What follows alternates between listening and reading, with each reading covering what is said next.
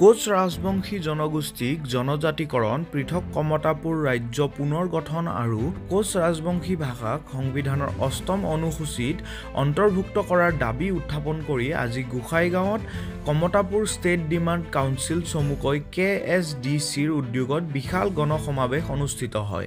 সভাত অসম, পশ্চিমবংগ, বিহাৰ আদি বিভিন্ন এলেকাৰ পৰা কেইবা সহস্ৰাধিক কোচ ৰাজবংশী লোক সমবেত হৈ দাবী উত্থাপন কৰে। অনুষ্ঠানত অংশগ্ৰহণ কৰি সংগঠনৰ নেতা কৰ্মীসকলে আক্ষেপ প্ৰকাশ কৰি কয় যে ভাৰত চৰকাৰৰ আহ্বান মৰ্মে KLO প্ৰধান জীৱন সিংহ মূল সুঁতিলৈ ঘূৰি আহিছে যদিও আজিলৈকে শান্তি চুক্তি সম্পাদন নহল। কেন্দ্ৰ তথা ৰাজ্য চৰকাৰৰ সৈতে ৭বাৰকৈ আলোচনা অনুষ্ঠিত হৈছে যদিও বাস্তৱত একো ফলপ্ৰসূ নহল বুলি প্ৰকাশ কৰি ক্ষোভ ব্যক্ত কৰে। জীৱন সিংহ আৰু DL কোচৰ সৈতে শান্তি চুক্তিৰ জৰিয়তে কোচ ৰাজবংশী জনগোষ্ঠীৰ জনজাতিকৰণ, কোচ ৰাজবংশী ভাষাক স্বীকৃতি দিয়াৰ লগতে পৃথক কমতাপুৰ ৰাজ্য গঠনৰ দাবী কৰে। উল্লেখ্য যে অনাগত ৩ মাহৰ ভিতৰত উল্লেখিত দাবীসমূহ পূৰণৰ দাবী কৰে, অন্যথা বৃহৎ গণতান্ত্ৰিক আন্দোলনৰ হুংকাৰ দিয়ে। এটা কোন রাজনৈতিক ষড়যন্ত্র, এটা আমার বুঝা খাবে, আর এই বুঝা থেকে আমার প্রতিজ্ঞাবদ্ধ হওয়া খাবে। আমার জাতি, আমার ভবিষ্যৎ, আমার জাতি মাটির, আমার ভবিষ্যৎ প্রজন্ম এবং বংশধর, তার স্থিতিশীলতা, তার বাস্তব সত্তা, অস্তিত্ব সত্তা রক্ষা করে গেলে আমার তৈরি করে দিয়া ভবিষ্যৎ প্রজন্ম করে যাবে। আমার নিজে আমার হাতে ফাঁসিয়া দেব, কোনো সিকিউরিটি নাই। অতএব এতে আইসা আজকে রাজ্য যাই যাই শুনিলেন, উনি তার নিকট 500 টাকা বা 1000 টাকার নোট হতে পারে, কিন্তু তার পিঠ কিন্তু দুইটায়, যেটাই কান্দাপুর সেটাই গেটার কুচবিহার। এটা আমার ভাগ হয়ে থাকলে চলিবার নাই। আমরা ঐক্যবদ্ধ আছি।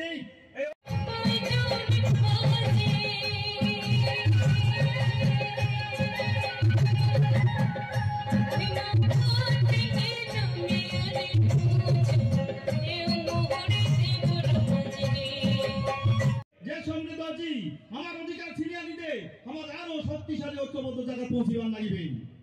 এটা আতুষ, এটা আবদার সবগারে নগদ থাকিল। এটা আমার জাতির জন্য, এটা মাটির টানে, এটা আমার যে আমার সশস্ত্র সংগ্রামী মানসিকলা এবং আমার যে দয় আছে জীবন সিংহ মানি আমার অন্য বলে ডিয়ার কোচ ডাঙ্গুরিয়া যে শান্তি আলোচনার এটা চরম প্রকাশ চাই। গাঁৱত যি আমাৰ গণসমাৱেশ আয়োজন কৰা হৈছে, বিশেষকৈ কমতাপুৰ ষ্টেট ডিমাণ্ড কাউন্সিলৰ উদ্যোগত, যে আমাৰ গণসমাৱেশৰ মেইন দাবী যে পৃথক যি আমাৰ ৰাজ্য কমতাপুৰ ৰাজ্য, আৰু বিশেষকৈ আমাৰ জীৱন সিংহ KLOৰ লগত যি আমাৰ শান্তি চুক্তি বা শান্তি স্বাক্ষৰ যি আমাৰ কৰিব লাগিছিল, এই নকৰাত যি আমি দাবী, ৰাইজৰ দাবী, ইতিমধ্যে কিন্তু হাজাৰ ৰাইজে কিন্তু ইয়াতে গণসমাৱেশত মানে একগোট হৈছে। আৰু এই যে আজিৰ এই গণসমাৱেশৰ প্ৰগ্ৰামৰ অনুষ্ঠানৰ যোগেদি এটা বস্তু মেছেজ দিব বিচাৰিছোঁ চেণ্ট্ৰেল গভৰ্ণমেণ্ট, যে অতি সোনকালে যদি আমাৰ সমস্যাখিনি যদি সমাধান নহয়, পৃথক কমতাপুৰ ৰাজ্য জনজাতিকৰণ আৰু যি আমাৰ ভাষা, বিশেষকৈ আমাৰ KLOৰ লগত ইতিমধ্যে আমাৰ জীৱন সিংহ ডাঙৰীয়াই ইতিমধ্যে 3 বছৰ পাৰে হ'ব গৈ আছে। প্লাছ আমাৰ যি আমাৰ জীৱন সিংহ আলোচনাৰ মাধ্যমত যি আমাৰ DL কোচ ডাঙৰীয়াক বিচাৰিছিল যে ভাৰত চৰকাৰৰ লগত আলোচনাত আহিব লাগে, ইতিমধ্যে 2টা টিমে ইতিমধ্যে আহি গৈছে। কিন্তু আমি দেখিবলৈ পাইছোঁ যে আমাৰ গভৰ্ণমেণ্টৰ বৰ্তমান যি ধৰণৰ চতুৰালি, যি ধৰণে ভেকভাওনা, যি ধৰণে নাটক আৰম্ভ কৰিছে, এইটো খুবেই মানে দুখৰ বিষয় হৈছে। আৰু ইতিমধ্যে কিন্তু হাজাৰ ৰাইজে কিন্তু ওলাই আহিছে, কাৰণ এই যে আমাৰ অৱস্থা, এই যে আমাৰ অন্যায় কিন্তু বৰ্তমানে কোচ ৰাজবংশী জনগোষ্ঠীয়ে কিন্তু মানে সহ্য কৰিব পৰা নাই। আৰু আজি যিটো গণসমাৱেশ জাষ্ট এটা মানে ট্ৰেইলাৰ, আগন্তুক দিনত যদি আমাৰ সমস্যাখিনি যদি সমাধান নহয়, পৃথক কমতাপুৰ ৰাজ্য জনজাতিকৰণ, ভাষা আৰু KLOৰ লগত যি শান্তি চুক্তি স্বাক্ষৰতা যদি নকৰে, নিশ্চয়কৈ খালি খালি যে আমাৰ গণসমাৱেশ এইটো নহয়, আমি এক্সট্ৰিম পৰ্যায়লৈ যাবলৈ ওলাইছোঁ। ইতিমধ্যে ৰাইজে আপোনালোকে দেখিছে কিমান আজি হাজাৰ মানুহ ইয়াতে গোট খাইছে। মই এটা বস্তু আপোনাৰ মিডিয়াৰ যোগেদি এটা বস্তু কেন্দ্ৰীয় চৰকাৰক আমি আহ্বান কৰিব বিচাৰিছোঁ যে অতি সোনকালে আমাৰ যি জীৱন সিংহ আৰু DL কোচৰ লগত যি আমাৰ শান্তি চুক্তিৰ জৰিয়তে যিখিনি সমস্যা, যিখিনি দাবী অতি সোনকালে কাৰ্য কৰিব লাগে, আৰু লগতে আমাৰ যে পৃষ্ঠকৰ যিটো মানে চুক্তি এইটো ফুলফিল কৰিব লাগে। অন্যথা কিন্তু আমি বিশেষকৈ আমি আজি KSDC বিভিন্ন দল সংগঠনে আজি কিন্তু গঠিত হৈছে KSDC Kamatapur state demand council. আজি আপোনালোকে দেখিছে আমি অসমৰ পাৰ্ট, বেংগল পাৰ্ট আৰু আমাৰ বিহাৰ, ইতিমধ্যে 3টাকৈ ষ্টেটৰ মানুহ ইয়াতে আজি একগোট হৈছে। এটা বস্তু আমাৰ লক্ষ্য যে কোচ ৰাজবংশী জনগোষ্ঠীক যি ধৰণে প্ৰতাৰণা কৰি আছে, এটাৰ পিছত এটা আমাৰ আজি তেওঁলোকৰ নিজৰ অস্তিত্ব ৰক্ষাৰ ক্ষেত্ৰত আমাৰ কোনো ধৰণৰ সুবিধা নাই।